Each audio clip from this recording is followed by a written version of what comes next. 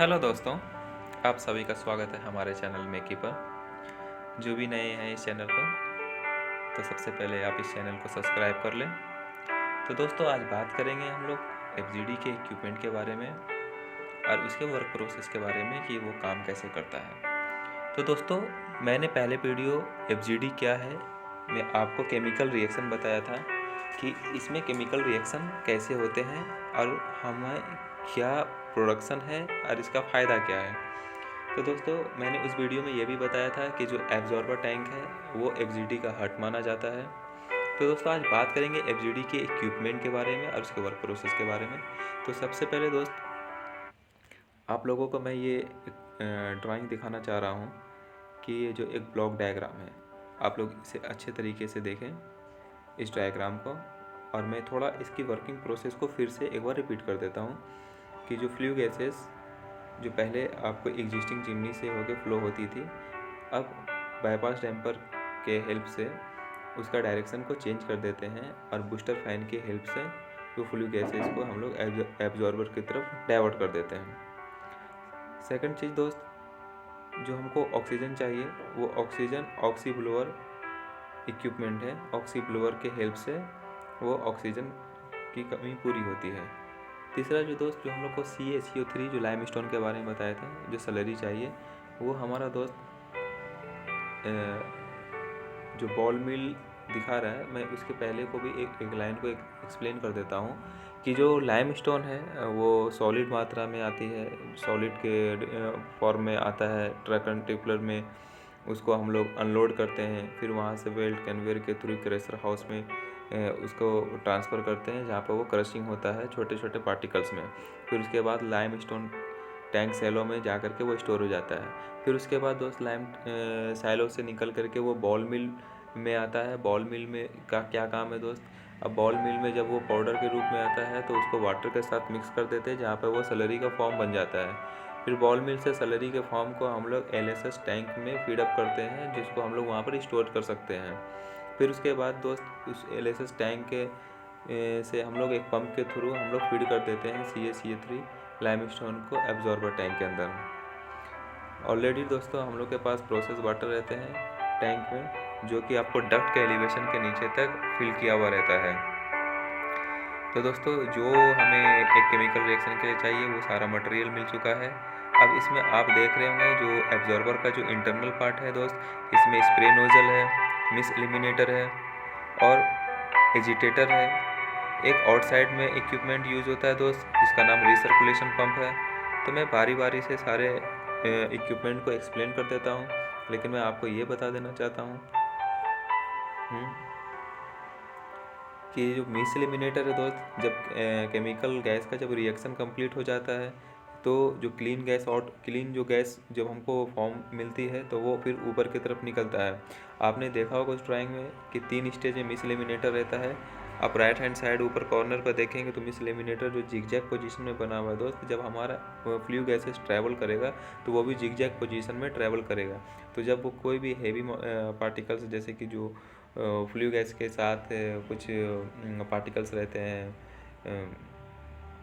तो वो क्या है कि उससे टकरा कर करके वो वापस से नीचे आ जाएगा। तो आप इसमें फ़ोटो में देख सकते हैं दोस्त कि ये जो मिस एलिमिनेटर लगा हुआ है वो FRP मटेरियल का एक मॉड्यूल होता है, और उसके ऊपर एक पाइप जो गई हुई है उससे हम लोग उसको पास करते हैं। तो जो भी भाई FGD में काम कर रहे होंगे या फिर जो FGD में काम करने जाएंगे, तो आपको मालूम होना चाहिए कि एमी वास लेवल के मिस एलिमिनेटर के ऊपर एक एमी वास लेवल भी होता है। तो ये एमी वास का काम ही होता है कि वो आपका मिस एलिमिनेटर को आप अच्छे से क्लीन कर सकते हैं। सेकंड दोस्त, ये स्प्रे नोज़ल आप देख रहे हैं, ये इनसाइड का स्प्रे नोज़ल है।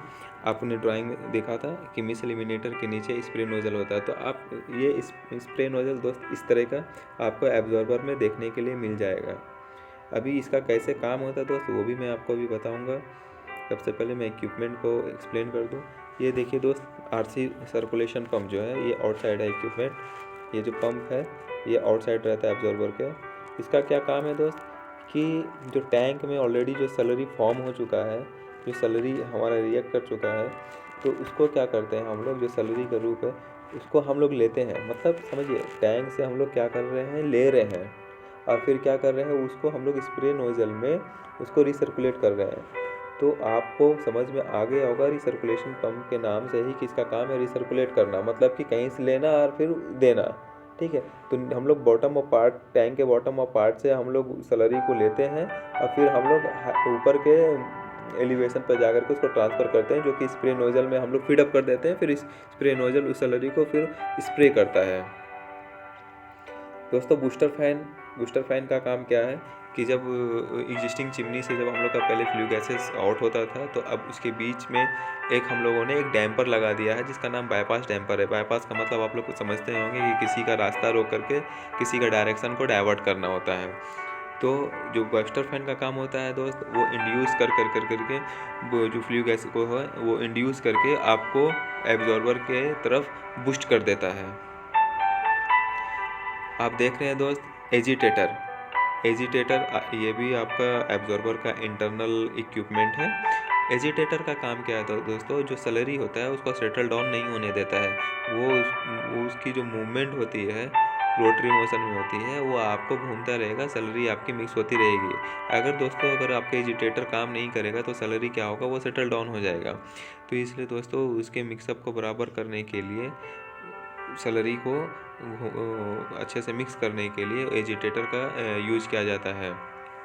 तो दोस्तों मैं आपको एक और वर्क प्रोसेस बता देता हूँ कि जो स्लरी है हमारा टैंक के अंदर में CaCO3 और जो फ्लू गैसेस हमारा आ रहा है SO2, और फिर उसके बाद जो हमारा ऑलरेडी वाटर है दोस्त H2O, और फिर जो हम लोग ऑक्सीडेशन ब्लोअर के हेल्प से जो हम लोग ऑक्सीडाइज कर रहे हैं उस रिएक्शन को।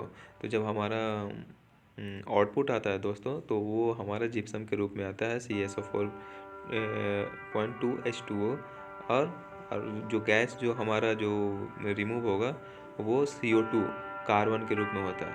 तो वो जो जिप्सम होता है दोस्तों, तो जिप्सम हम लोग क्या करते हैं, फिर वहाँ से हम लोग जिप्सम ब्लीड पंप के थ्रू वो हम लोग ट्रांसफ़र कर लेते हैं। वो मैं आपको नेक्स्ट वीडियो में बताऊंगा कि जिप्सम का प्रोडक्शन कैसे होता है, लाइव वीडियो दिखाऊंगा उसका मैं दोस्तों। और जो भी गैसेस जो होती हैं, जो CO2 क्लीन गैसेस निकलती है, वो आउटलेट डक्ट के होते हुए वेट स्टैक चिमनी से ये ऊपर के इन्वायरमेंट में चली जाती है, जिससे कि हमारा इन्वायरमेंट सेफ हो जाता है दोस्तों। और SO2 हमारा एब्जॉर्बर टैंक के अंदर वो रिमूव हो जाता है।